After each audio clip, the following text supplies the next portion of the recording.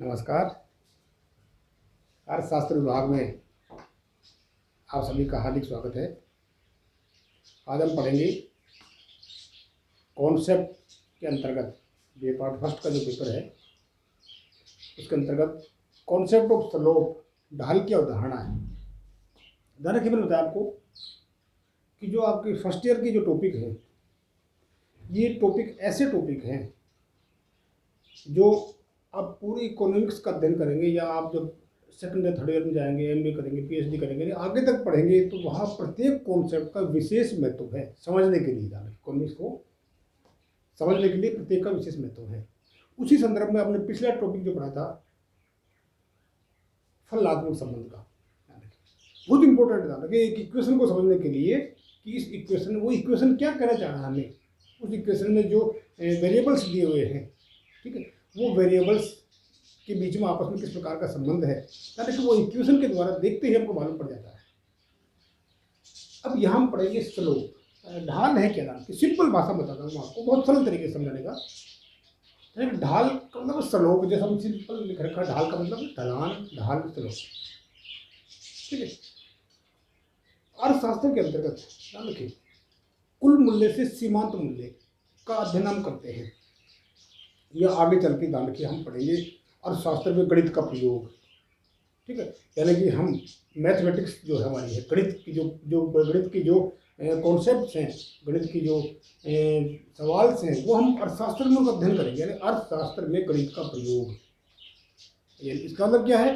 अर्थशास्त्र तो आर्थिक समस्याओं का अध्ययन प्रस्तुत करता है, यानी कि उन आर्थिक समस्याओं के अध्ययन के लिए गणित की जो विधि है, गणितीय जो उसमें फॉर्मूलेज हैं, वो कहाँ तक उचित हैं, या उनके द्वारा कैसे आर्थिक समस्याओं का समाधान प्रस्तुत करते हैं, या आर्थिक क्रियाओं का अध्ययन करते हैं। इसलिए हम अर्थशास्त्र में गणित का प्रयोग करते हैं। देखिए, यानी कि आगे चलकर हम जो पढ़ेंगे मैथमेटिक्स पढ़ेंगे, इसमें अवकलन है, समाकलन है, ठीक है। तो यानी कि कुल मूल्य एक होता है, कुल मूल्य एक होता है अर्थशास्त्र में सीमांत मूल्य जिसे हम कहते हैं, परिवर्तन मूल्य, कुल उपयोगिता, सीमांत उपयोगिता, कुल लागत, सीमांत लागत। इसके बाद में हम पढ़ेंगे, एक चैप्टर पढ़ेंगे कुल औसत और सीमांत की अवधारणा जानेंगे। जब आप सेकंड ईयर में जाओगे, थर्ड ईयर में जाओगे, तो हम डिटेल से पढ़ेंगे चीज़ों को, ठीक। तो उसमें हम पढ़ेंगे कुल मूल्य से किस प्रकार से औसत मूल्य निकालते हैं, और किस प्रकार से हम कुल मूल्य से सीमांत मूल्य निकालते हैं, यानी कि परिवर्तन मूल्य निकालते हैं। यानी कि मुख्य रूप से अर्थशास्त्र में कुल मूल्य से जो सीमांत मूल्य निकालते हैं, वो सीमांत मूल्य हम एक टेबल के द्वारा निकालते हैं, तालिका के द्वारा। हमको एक तालिका दी हुई होती है, और तालिका के अंतर्गत हम सीमांत मूल्य निकालते हैं, ठीक है। सिंपल भाषा में कहूँ तो देखिए, हर अगले इकाई के परिवर्तन से जो कुल में परिवर्तन होता है वो सीमांत मूल्य कहलाता है, ठीक है। जैसे सीमांत में हम पढ़ेंगे सीमांत उपयोगिता पढ़ेंगे, सीमांत लागत पढ़ेंगे, सीमांत आय पढ़ेंगे, सीमांत व्यय पढ़ेंगे, ठीक है। तमाम तरह की जो सीमांत उत्पादन पढ़ेंगे। तो ये तमाम तरह की जो सीमांत मूल्य हैं, ये हम आगे डिटेल से अध्ययन करेंगे। ध्यान रखिए, जब आप माइक्रो पढ़ेंगे सेकेंड ईयर में, तो उसमें तो पूरा किस प्रकार से कुल उत्पादन से सीमांत उत्पादन निकालते हैं, ठीक है, कुल उपयोगिता, सीमांत उपयोगिता निकालते हैं, ठीक है। ये तमाम तरह की चीज़ें हम पढ़ेंगे वहाँ पे, यानी कि तो इसी का शॉर्ट में हम यहाँ पढ़ेंगे नेक्स्ट व्याख्यान में कि कुल मूल्य से औसत मूल्य और सीमांत मूल्य कैसे निकालते हैं। मूल्य, अब उप मूल्य में लागत भी हो सकता है, आय भी हो सकता है, व्यय भी हो सकता है, ठीक है, उत्पादन भी हो सकता है, उपयोगिता भी हो सकती है। तो किस प्रकार से कुल मूल्य से औसत मूल्य, सीमांत मूल्य निकालते हैं। तो मैंने बताया आपको कि यानी कि कुल मूल्य से सीमांत मूल्य हम तालिका के द्वारा निकालते हैं, ठीक है। तो जब हम तालिका से कुल मूल्य से सीमांत मूल्य निकालते हैं, यानी कि जो आंकड़े दिए हुए होते हैं, ठीक है, जैसे 5 इकाइयों से कुल मान लीजिए उपयोगिता हमको 20 के बराबर प्राप्त हो गई, और 6 इकाइयों से मिली हमको 22 के बराबर, ठीक है। तो सीमांत मूल्य क्या होगा? 6ठी इकाई से कितनी उपयोगिता मिली? 2 के बराबर, ठीक है। तो इस प्रकार से यानी कि हर अगली इकाई के परिवर्तन से जो कुल में परिवर्तन होता है उसको हम सीमांत मूल्य कहते हैं, ठीक है। तो एक तो हम जो तालिका से निकालते हैं, ये जो नेक्स्ट मैं बार बार कह रहा हूँ कि नेक्स्ट हमारा जो व्याख्यान है कुल औसत और सीमांत के उदाहरण, हम डिटेल से पढ़ेंगे। आगे व्याख्यान में हम इसको डिटेल से पढ़ेंगे, एक एक चीज़ को डायग्राम के द्वारा बताएंगे, तालिका के द्वारा पढ़ेंगे, ठीक है। और हालांकि अवकलन एक अलग टॉपिक आएगा अर्थगणित का, उसमें हम समीकरण के द्वारा इसका अध्ययन करेंगे। तो मैं शॉर्ट में बता रहा हूँ कि किस प्रकार से कुल मूल्य को हम सीमांत मूल्य निकालते हैं, टोटल से मार्जिनल वैल्यू कैसे निकालते हैं। मैंने कहा कि हम टेबल से निकालते हैं, ध्यान देखिए, और टेबल से निकालते हैं तो वहाँ हमको आंकड़े दिए हुए होते हैं, वहाँ हम डेल्टा का प्रयोग करते हैं। डेल्टा का मतलब होता है परिवर्तन मूल्य, यानी कि अर्थशास्त्र में इसको हम परिवर्तन मूल्य भी कहते हैं। ठीक है, इसके बाद ध्यान रखिए, उसके बाद हम रेखा चित्र के द्वारा निकालते हैं। ध्यान रखिए, रेखा चित्र डायग्राम से हम बोलते हैं। ध्यान रखिए, डायग्राम से भी हम सीमांत मूल्य परिवर्तन मूल्य निकालते हैं। तो डायग्राम से निकालने के लिए यानी कि हम प्रयोग करते हैं स्लोप का, ढाल का प्रयोग करते हैं हम। ध्यान रखिए, ढाल का हम प्रयोग करते हैं। ठीक है, तो तीसरा हमारा होता है एक समीकरण के द्वारा, इक्वेशन। आगे हमको समीकरण दी होगी y बराबर 2x। ठीक है, तो मैं कहूँगा आपको इसका सीमांत मूल्य निकालिए। ठीक है, आप सोचेंगे हम तो टेबल पढ़ी थी, ये इक्वेशन कहाँ से आ गया? यानी कि ये जो इक्वेशन है ना कि इसी के प्रयोग के लिए, यानी कि जब हम कुल मूल्य से सीमांत मूल्य निकालते हैं या कुल मूल्य से हम औसत मूल्य निकालेंगे, यानी कि उस वक्त हम गणितीय विधि का प्रयोग करेंगे। हम अवकलन की हम कहते हैं डिफरेंशिएशन, जो हम मैथमेटिक्स में पढ़ते हैं। ठीक है, अवकलन, उस अवकलन के द्वारा हम कुल मूल्य से सीमांत मूल्य निकालते हैं। ठीक है, तो इसलिए मैंने कहा कि अर्थशास्त्र में गणित का प्रयोग कहाँ का, हम आर्थिक मूल्यों को, यानी कि जब हमको कोई एक आर्थिक जो हमारी वैल्यू है, यानी कि इक्वेशन को दिया हुआ है वेरिएबल्स का, और हम कहें कि इस इक्वेशन का सीमांत मूल्य निकालिए, तो हमारी जो अर्थशास्त्र की जो विधि है सीमांत टेबल के द्वारा है, डायग्राम के द्वारा, ये फेल हो जाती है। तो उसको हम इक्वेशन के द्वारा कैसे निकालेंगे, यानी कि वो अवकलन के द्वारा निकालते हैं, हम डिफरेंशिएशन के नाम से जानते हैं अवकलन। तो उसको हम अवकलन के द्वारा निकालते हैं, उससे सीमांत मूल्य कहते हैं। उदाहरण कि जब हम डायग्राम दिया हुआ, हमको एक रेखाचित्र दिया हुआ है, उस डायग्राम का सीमांत मूल्य हमको ज्ञात करना है, तो उसके अंतर्गत हम स्लोप का प्रयोग करते हैं, हम ढाल कहते हैं, जिसे हम ढाल कहते हैं। यानी कि ढाल का मान जो है, सिंपल भाषा में ढाल का मान जो होता है tan थीटा के बराबर होता है। ढाल का माप एक tan थीटा के बराबर होता है, और हमने पढ़ा था tan थीटा बराबर लंब बटे आधार।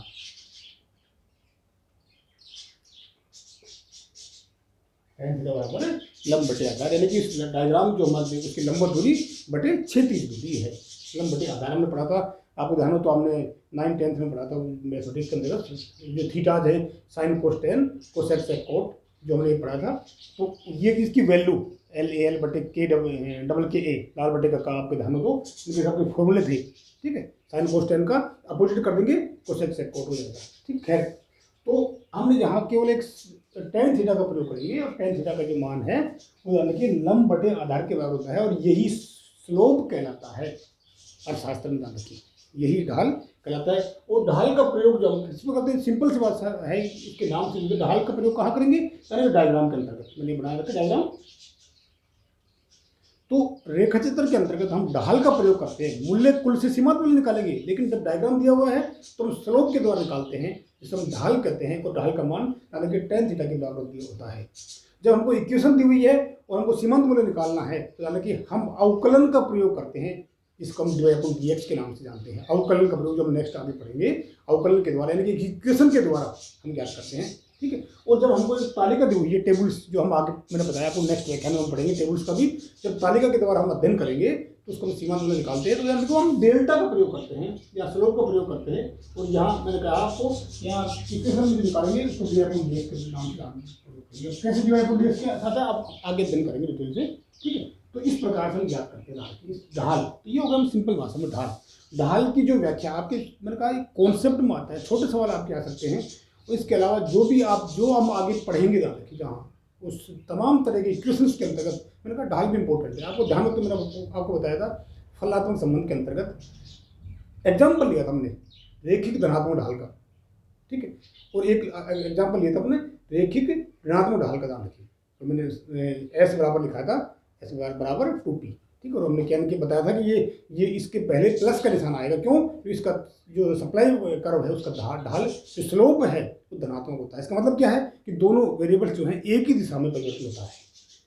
ठीक है, और जब नेक्स्ट हमने डिमांड कर्व लिया था उसमें मैंने बताया था 12 - 2p माइनस यानी कि इस वेरिएबल्स p जो स्वतंत्र चरों से पहले माइनस का निशान। क्यों? क्योंकि उसकी डिमांड होकर जो हमारा मांग होकर उसका स्लोप नेगेटिव होता है। नेगेटिव मतलब क्या है कि एक राशि बढ़ती है दूसरी घटती है, दोनों में विपरीत संबंध पाया जाता है। तो हमने अध्ययन किया था कि वो स्लोप है।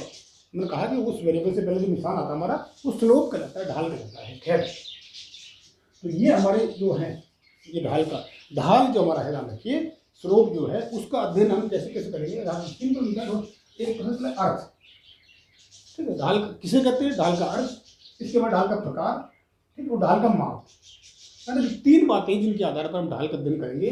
ढाल का अर्थ, ढाल का प्रकार और ढाल का माप। यानी कि ढाल का अर्थ, यानी कि बिल्कुल सिंपल अर्थ है, यानी कि एक वक्र की, यानी कि एक वक्र या सीधी रेखा में हो सकती है, अब हम इसमें पढ़ेंगे माप में।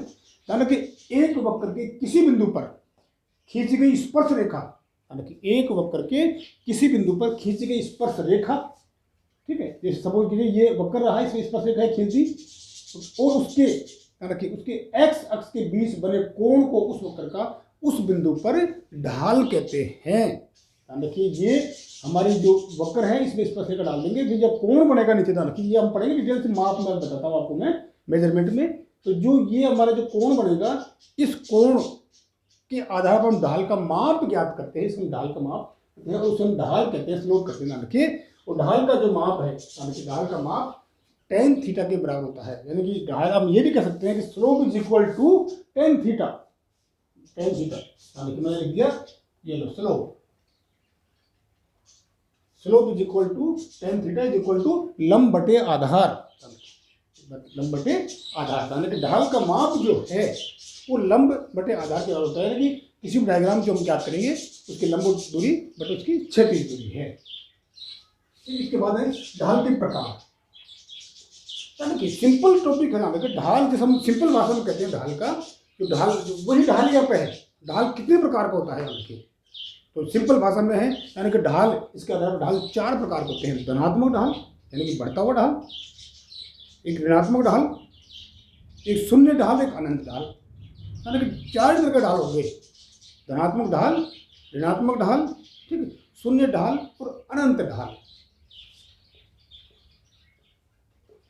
चार प्रकार के ढाल जो है स्लोप ये होते हैं।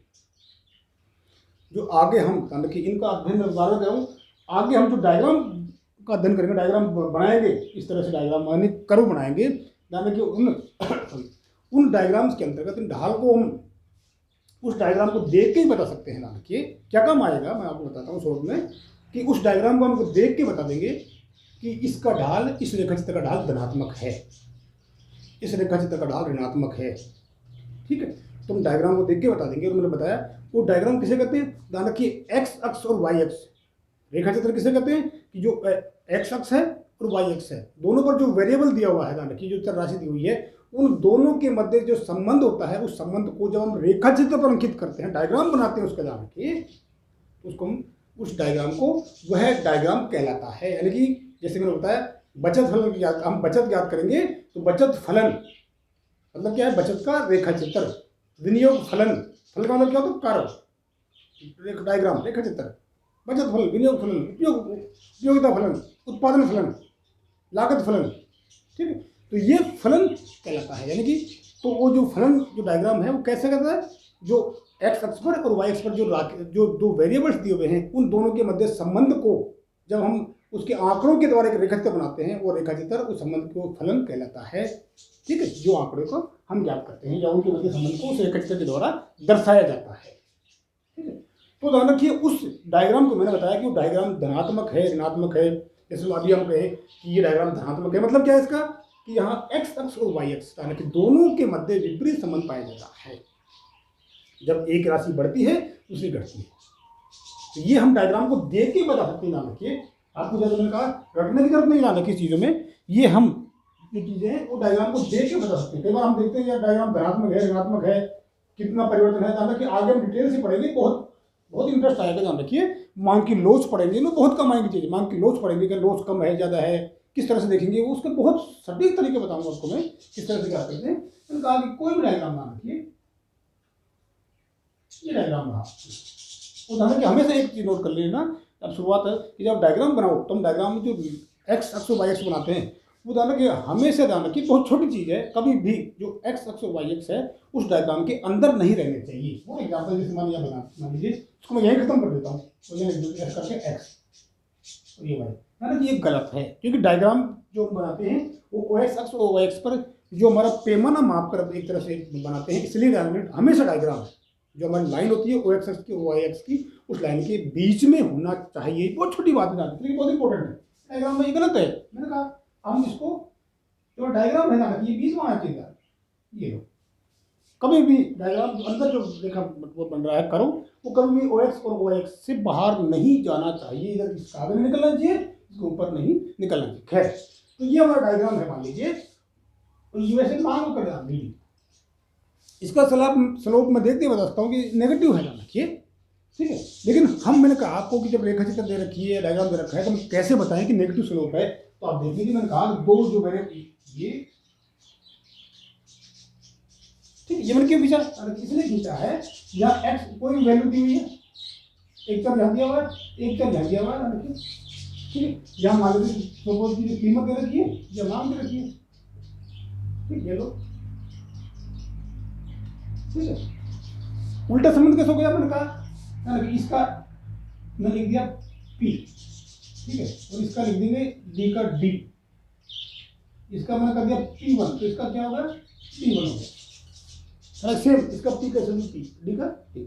तो विपरीत संबंध कैसे होगा, नेगेटिव स्लोप कैसे होगा, ये बता रहा हूं मैं आपको।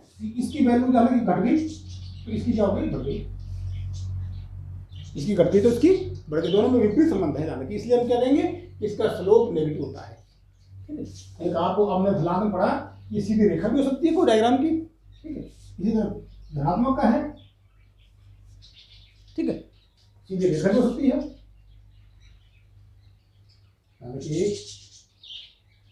देख लीजिए ये बढ़ रहा है तो ये भी बढ़ रहा है, दोनों वेरिएबल से एक ही दिशा में होते हैं, तो हम कहते हैं धनात्मक ढाल। खैर, तो ये मैंने कहा कि हम देख के बता सकते हैं कि ये धनात्मक है, ये ऋणात्मक है, ठीक है, हम देख के बता सकते हैं, हम देख के बता सकते हैं कि इनका स्लोप जो है ये दोनों ऋणात्मक है, ये धनात्मक है।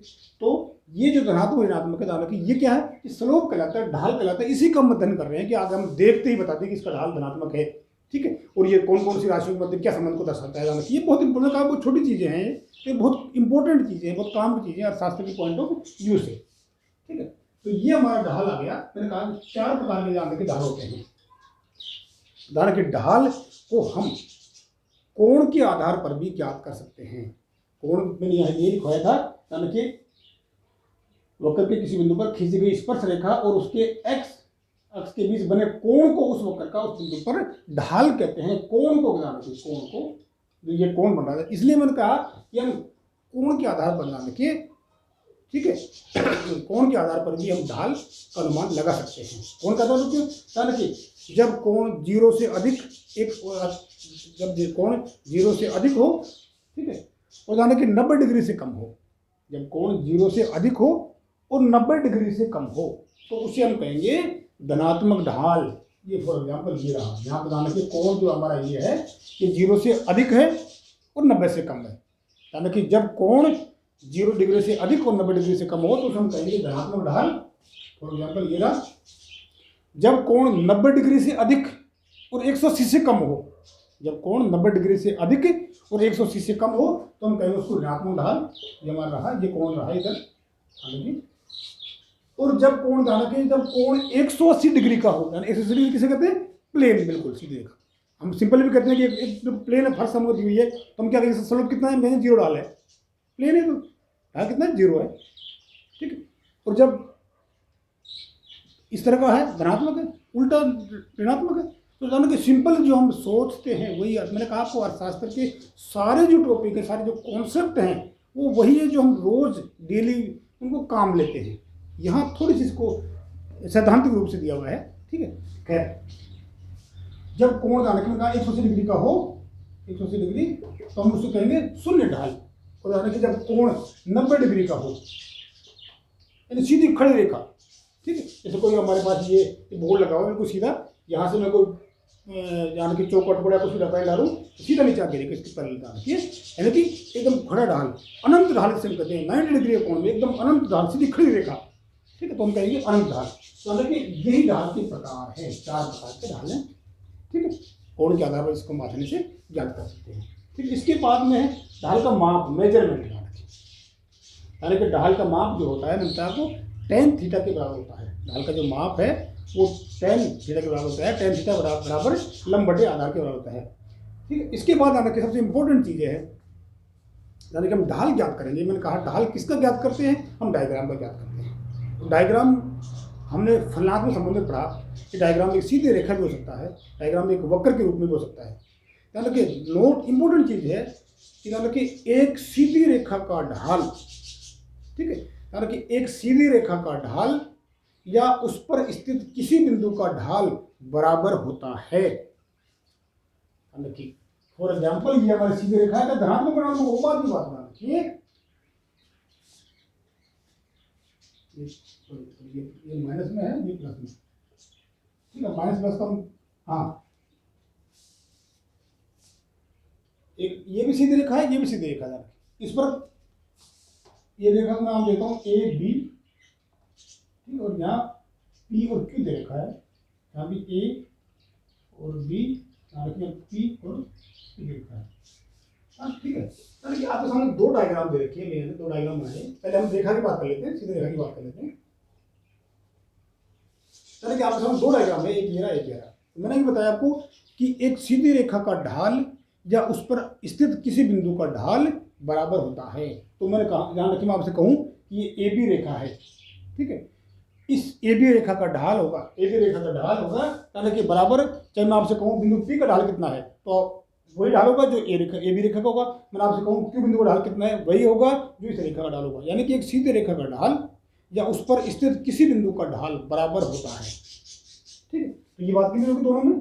अब इसके बाद मैंने ये बताया कि इसका ढाल नेगेटिव है, इसका ढाल पॉजिटिव, यानी कि ये जो लाइन है हमारी, इसका ढाल धनात्मक है, इसका धनात्मक है। क्यों? तो यहाँ जो एक्स और वाई जो वेरिएबल्स दिए हुए हैं, उन दोनों के मध्य ऊपरी संबंध पाया जा रहा है, इसमें और इसमें सीधा संबंध पाया जा रहा है, ठीक। इसलिए इसका ढाल धनात्मक, ठीक, क्लियर हो गया। और ध्यान रखिए दूसरा है एक वक्र का ढाल। ध्यान रखिए वक्र के प्रत्येक बिंदु का ढाल अलग अलग होता है।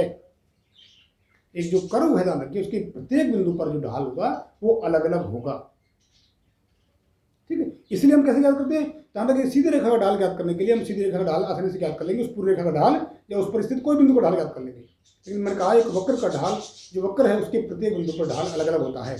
हम वक्र का ढाल ये बता सकते हैं कि ये वक्र धनात्मक है या ऋणात्मक है, लेकिन ढाल कितना है ध्यान रखिए, मैंने कहा उसके प्रत्येक बिंदु पर ढाल अलग अलग होगा। इसलिए हम किसी एक वक्र के एक बिंदु पर ढाल ज्ञात करने के लिए हमें क्या करना पड़ेगा, उस बिंदु को स्पर्श करती हुई एक स्पर्श रेखा डालनी पड़ेगी। उस बिंदु को स्पर्श करती हुई एक स्पर्श रेखा डालेंगे। मैंने कहा भी वो स्पर्श रेखा का ढाल या उस पर स्थित वो बिंदु, जो उस वक्र का बिंदु जो उस पर स्पर्श कर रहा है, उसका ढाल बराबर होगा। इसलिए ध्यान रखिए एक वक्र का ढाल ज्ञात करने के लिए हम पूरे वक्र का ढाल अलग अलग होता है। उस वक्र का ढाल हम ये बता सकते हैं कि ये वक्र धनात्मक है या ऋणात्मक है, लेकिन ध्यान रखिए उसके प्रत्येक बिंदु पर ढाल अलग अलग होता है। और उस वक्र के किसी एक बिंदु पर ढाल ज्ञात करने के लिए उस बिंदु को, उस वक्र के उस बिंदु को स्पर्श करते हुए एक स्पर्श रेखा डालेंगे, सीधी रेखा, ध्यान रखिए। और मैंने कहा अब उस सीधी रेखा का ढाल हम ज्ञात करेंगे, और जो सीधी रेखा का ढाल होगा वही उस बिंदु का ढाल होगा जो उस वक्र पर स्थित है, ठीक है। इसलिए हम ऐसे ज्ञात करेंगे। मैंने कहा उसको हम tan थीटा के द्वारा ज्ञात करते हैं। अब ये क्लियर होगा, ध्यान रखिए कि एक सीधी रेखा का ढाल या उस पर स्थित कोई बिंदु हो उसका ढाल बराबर होता है, ठीक है। तो हमको एक सीधी रेखा ढाल ज्ञात करनी हो तो हम tan थीटा के द्वारा लंब बटे आधार ज्ञात करके लिख देंगे। एक वक्र का ढाल ज्ञात करना हो तो हम वक्र के पूरे वक्र का ये बता सकते हैं कि वक्र धनात्मक है या ऋणात्मक है, ठीक है। उस पर कोई बिंदु स्थित है उसका ढाल हम ज्ञात करेंगे, तो उस बिंदु को स्पर्श करते हुए स्पर्श रेखा डालेंगे, फिर सीधी रेखा बन जाएगी। और सीधी रेखा उस रेखा का लंब बटे जो आधार होगा यानी कि tan थीटा, वो उसका ढाल होगा, ठीक है। तो माप में पहला ये मैं दे रखा हूँ यहाँ पे एक सीधी रेखा का ढाल, यानी कि ये डायग्राम हमारा है, यहाँ O एक सीधी रेखा है, ठीक है। O एक सीधी रेखा है, यानी कि तो मैंने कहा इस रेखा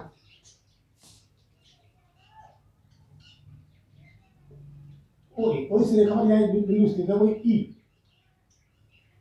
ठीक है। एक E बिंदु स्थित है, तो यानी कि इसको हम लंब बटे आधार, ठीक है, लंब बटे आधार यानी कि E या मैं लिख देता हूँ मान लीजिए Q, ठीक है। तो इसका स्लोप क्या होगा, EQ बटे OQ,